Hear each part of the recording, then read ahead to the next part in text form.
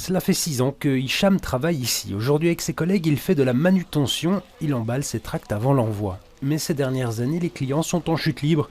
Alors l'entreprise va devoir se séparer d'une centaine d'ouvriers sur 300 au total. On est à Bruxelles et on a développé dans le passé des activités liées au centre administratif qui est Bruxelles. Mais ce sont des activités qui sont en forte digitalisation. Donc il y a de moins en moins de travail à Bruxelles qui est apte pour les personnes en situation de handicap. En fait, les entreprises de travail adapté font face à un grand défi.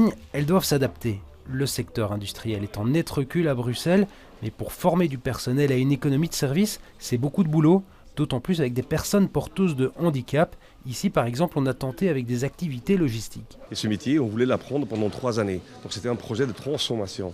Par contre, il y a eu des événements conjoncturels qui nous ont tellement impactés, qui donnent qu'on n'a plus les moyens de vraiment déployer et développer ce nouveau métier, la logistique.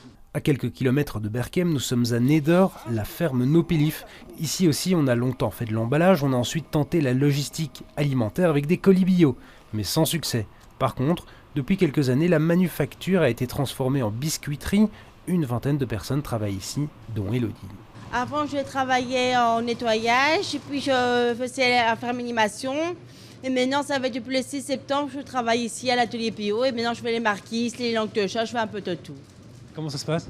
Ça se passe très bien.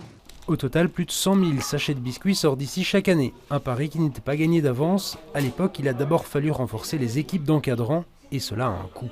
Ça a pris 5-6 ans vraiment pour y arriver, en passant par des phases de découragement, de pertes financières, de recadrage. Et puis maintenant, je crois qu'on est en train de monter sur la bonne voie et d'avoir un véritable succès avec nos biscuits, mais ça n'est pas simple. Des biscuits qui s'exportent désormais jusqu'à Paris, reste que le défi est permanent vu les conjonctures actuelles. Quant à Manufast, si les 100 ouvriers ne retrouveront probablement pas tous du travail immédiatement, la direction nous assure que des contacts ont lieu avec d'autres entreprises de travail adapté dans les 3 régions du pays.